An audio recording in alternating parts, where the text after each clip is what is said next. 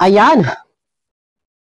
Muli nagbabalik po yung lingkod, guys. Ayan, isang magandang gabi, isang magandang araw po sa ating lahat. Ayan.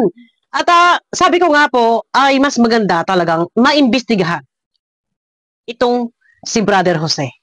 Kung siya ba ay karapat-dapat na pagtiwalaan ng mga ipapadalang suporta ng ilang mga sponsor para sa beneficiary o sa kanyang mga tinutulungan. Ang tanong, siya ba ay legit na charity vlogger? Hindi. Kasi kung legit kang charity vlogger, magpo-focus ka kung ano yung target content mo. Ano ba yung target content mo? Diba? Ang lumingap, tumulog. Pero bakit? Nagbabatikos ka ng uusig at tinutulig sa mo ang ibang dagod sa Samaritan. Ha? Diba? Charity vlogger ka? Ikaw mismo ang sumisira sa imahe mo. Karakter mo is charity vlogger, pero fake. Hindi tunay ang iyong pagtulong. Dahil mismong sarili mo ang charity mo. Ha? Wala kang transparency. Eto na. Panibago na naman po ito. Ha? Ito, legit na legit to, guys. Teka, malakas, against the right. Legit na legit po ito, ha? Mismo nag-comment. Galing po kay Direk Nuelsa na upload. Siguro sa akin, baka sa aking mga comment section. Baka may mga comment din at may mga report, pero hindi ko natututukan ang lahat ng comment kasi hindi ko na po kaya yan isa-isahin. So, legit po to. Galing po sa comment section ni Direk Nuelsa. Ito po, ano po? May nag-comment po dito. Babasahin ko. Ito naman po siguro. Iwan ko kung na topic na ito ni Direk Nuelsa. Ito po, babasahin ko. Ano po? Para sa kalaman ninyo lahat. Ilalagay ko dyan sa screen. Ito po. Ako din po, 2K. Ang sabi po, ito. Ako din po, 2K. So, nagbigay daw siya ng 2K kay Brother Jose. Ano po? Pero di ko alam kung naibigay ba. Pero okay lang po. Bahala na po siya. Maliit na halaga lang po. Yes. Maliit na halaga lang. Ito pa, may kasunod. Direk Nuelsa, para po sana kay Lola Rufina, na lola ni Bina Morales. Kilala naman ninyo. Yung iba baka hindi kilala, si Lola Rufina. Siya po yung tinulungan ni Kuya Bal na pinakailaman po ni Atty. Libayan. Ayan. Pa-birthday ko po sana, kahit maliit na halaga po sana, nung panahon na yon ginagawa po bahay nila, Bina nila. Kuya Bal, nun pa po yun. So, di na po sana ako mag-comment. Pero sobra na po kasi ang gawa ni BJ tungkol sa Manalastas. Matagal na po ako subscriber ni Kuya Bal. Sorry po, ayaw ko na po sana maalala pa na ibigay na okay lang po. So, 2,000 pesos na tumataginting na bigay ng isang viewers. So, yan. Na isang, sabihin na natin, nagmamalasakit, nagmamahal sa mga tinutulungan ng Kalingap, nagpaabot, nag-share ng pagmamahal. Baka sabihin ninyo na tayo gumagawa ng kwento. Ayan po. Ito, at saka ito po galing kay Direk Nuelsa. Hindi po nakarating ng maluwalhati. Ang 2,000 pesos na sa halip sana ay pa-birthday ni Lola, pa-birthday para kay Lola Rufina. So, nag-reply dito si Direk Nuelsa. Nang sabi, talaga po ba? Well, if valid po yan, it's not the amount but yung trust. Kasi puhunan dito eh. Di po ba? Ayan. Ang sabi naman ng nagbigay ng pera, matagal na po, noon nasa Kalinga pa po siya, nung panahon na yon. At alam ko, siya ang pinagkakatiwala ni Kalinga Prab nung panahon na yon. Ayan. Para sa kalaman ng lahat, panahon pa, 2023. Ang pinagkakatiwalaan ni Kalinga Prab, si Brother Jose. Kung meron nagpapadala or ano, madalas sinasabi ni Kalinga Prab, pwedeng kontakin ang K-Boys. Isa po yan sa K-Boys. K-Boys ba? Pakikorek ako, K-Boys, sila 20 Boy, sila Edo, Kalingap David, sino pa?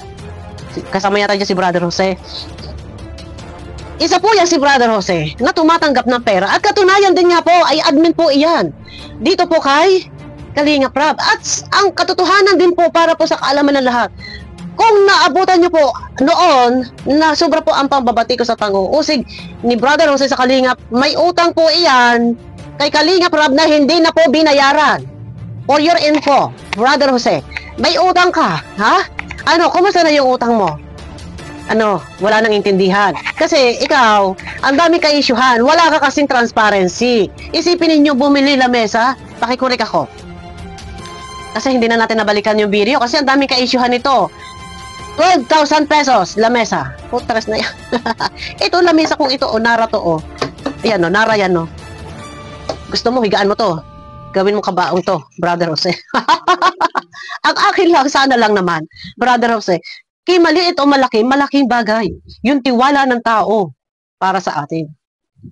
No? Hindi mo po pwede sasabihin na maliit lang to, hindi nahahabulin to. No. Eto na nga eh. Baka nga sa comment section ko, hindi na kasi ako guys nakakapag sa akin comment section, hindi na ako nakakapag-backride sa akin comment section. Dahil sobrang dami po, baka nga po dun may mga report eh.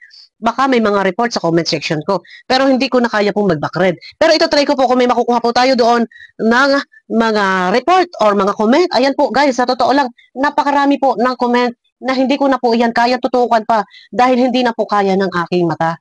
Ayan, napakarami po yan. Kaya kung ito po iisa-isahin ko pa, pasensya na po, naghahalo-halo na po dito ang mga pambabas sa akin at ang pambabas na kung sino mang mga binabas ng ibang mga viewers. Pero yan po ay mga ano po nila. Puro halos kay Brother Jose ito eh. Ayan o. Ayan. Grabe ka, Huseng Magnana. Ano yung Magnana? Oh, wala ka. Malabo mata ko guys. Guys, baka nasa 10K lang yan. Mas maganda tindahan. Walang kaayos-ayos. Ayun nga, yung bahay ni Michael, baka nasa 20K nga lang yun. Ang liit-liit guys, no? Grabe, no? Pag pumasok ka sa loob, hindi nga niya matutukan yung isang ano lang eh, yung isang wall, yung isang pader sa loob eh. Kasi nga, paano niya matututukan? Pag ginano niyo na camera, hindi, yun lang yung part na yun na makukuhaan. Kasi nga, hindi na siya maka-atras para masaklaw yung pag-video. Kasi ang liit mo talaga. Oh, ayan. Ano ba yan? Ano ba yan? Parang karton ng sigarilyo ang alin. Opo, yung bahay. Parang karton ng sigarilyo. Ayun, napakaraming comment dito lahat. Puro kay Brother Jose. Hindi ko na po kaya. Pero itatry ko pong mag-backride. Baka dito po ay may mga report pa rin po. Baka may mga report doon. Hindi ko na po kasi kayang isa-isahin guys. Talagang, ayun, ang akin lang yung transparency. Na may nagreklamo kay Direct Welsa na 2,000 pesos na tumataginting na para kay Lola Rufina. Na pa-birthday sana ng isang viewers. Hindi niya namutaktakan kung ito'y nakarating o hindi. At, Brother Jose, kang nga, pera ba? Yung pera ba na hinira mo kay Kalinga Prab, ano na nangyari? Ano nangyari? Nabayaran mo? Hindi na. Di ba pinagdiskusyonan pa yan, pinagtalunan pa yan, puro pera ang ka-issuehan mo. Pero ang galing mo makikialam po na sa programa ng iba, pero yung problema, yung mga sponsor, hindi ka naging tapat. Bakit? Bakit ko masasabing hindi ka naging tapat? Kahit nga pagbintangan kita dito, kahit paratangan kita na kung ano-ano eh, pwede kitang paratangan eh, na mangungupit ka eh. Bakit? Wala kang transparency. Galing mismo sa video. 29,000, hindi mo binigyan ng explanation. Wala kang resibo pinakita. Ang laki no, 29,000. Isipin ninyo, Meralco, tubig, kahoy, wala resibo. Bumili ka ng kahoy sa hardware. Bumili ka ng bakal, bumili ka ng kahoy. Imposible na bago ilabas lahat ng materyales walang resibo? Bakit? Hindi ka naging tapat. Napaka-importante kasi yun. Kahit singkonduling, napaka-importante yan, magiging tapat ka.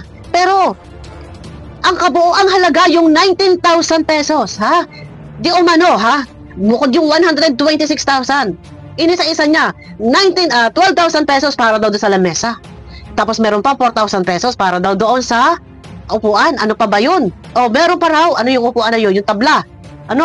Meron pang 2,000 na pagkain, 1,000 na transportation. Hindi mo pa isinama yun doon sa 126,000 pesos. Kaya ang pera pumapatak ng 144,000 plus. May butal pa. Wala kang transparency. At ikaw ay peking charity vlogger. Isipin mo, nagpagawa ka ng bahay. Pero pa rin ang sponsor, yung sinasabi mong balkone, yung pala'y garahe. Mismo. Nanggaling sa bibig mo. Hindi mo mabanggit ang pangalan ng mga nagbigay na sponsor. Hindi mo rin binanggit ang halaga na nagastos dyan. Pati gate, galing sa sponsor. Sponsor o pera na nanggaling doon sa pera ni Michael. Pera ba na nanggaling sa pera ni Michael? Tanong ko lang. Nagtatanong ako, hindi kita pinaparatangan, tinatanong kita, yan ba yung pera na nanggaling doon sa pera ni Michael? Kasi yung bahay ni Michael, hindi yan naaabot ng 60,000 pesos. Ilang puhas na yero. Baka nga hindi pa maka-anim na puhas na yero yan. Yung maliit na teres-teresan doon, ano ang nilagay mo na dingding? Kawayan. Upuan, kawayan na sinalabat-salabat na kawayan yung ganyan, pinagtako-tako lang ng 2 por 1. Wag ako, Brother Jose. Dahil yung bahay ni Michael na yan, baka nga 35,000, 30,000 lang yan. Wala kang, wag mo sasabihin na umabot yan ng 126,000. Yun ang lista mo, 126,000. Pero, putas ka! Hindi lang 126,000. Dahil ang pera na andon sabi mo, hindi pa po kasama itong pinambili ng lamesa 12,000. Tapos, upuan 4,000. Tapos, pagkain 2,000. Transportation 1,000. So, 19,000 plus yung 126,000. Ang galing mo. Talaga. Abangan nyo ko guys sa aking next video. Ang galing mong makikialam pero wala ka maipakita na sapat na ebidensya na magpapatunay yung mga sponsor. Sana, piliin po ninyo kung sino yung karapat dapat na pagpadalhan. Okay, no problem naman na tumulong po kayo sa kung sino man po yung beneficiary ni Brother Jose. Pero, ang tanong, maluwalhati ba nakakarating? Pag sobra-sobra yung pera na pinapadala, nagpapatong-patong yung pera na pinapadala, ang gulo niya mag-update, naglalabo-labo na. Kaya, ang hindi makakaintindi sa mga update niya, maiisahan talaga. Hindi yan tunay na charity vlogger. Tumutulong-tulong dahil ang tunay na charity vlogger, nagkukusa tumulong galing sa sariling pera. Hindi naghihintay ng bigay ng sponsor. Tutulong ka lang kapag may bigay na sponsor. So, tapos ngayon, i-upload mo. May views yun, ikaw ang nakikinabag doon sa views. Dahil ang tunay na charity vlogger, hindi ka aasa sa sponsor. Huwag mong gayahin yung iba. Isipin nyo, isang halimbawa kay Kalinga Prab. Si Kalinga Prab tumutulong, tumutulong naglalabas ng sariling pera. Hindi yung kung kailan na may padalang sponsor, saka lang mag-i-scout. No. Si Kalinga Prab tumutulong. Pagpunta pa lang, nagbibigay ng pera. No? Abangan nyo ko guys sa aking next video. Yan, pakiclick ng tabasak. Abangan nyo po ako sa aking next video. Mega love shoutout. Ayan na, ang topic po natin, 2,000 pesos na para po kay Lola Rufina, na Lola ni Bina Morales. Hindi po namutaktakan ng nagpadala kung ito ay naibigay ni Brother Jose. Yan nga, may utang pa nga yan na 100,000 yan kay Kalinga Prab. Di ba? Abangan nyo ko guys sa aking next video. Pakiclick pa ng thumbs up.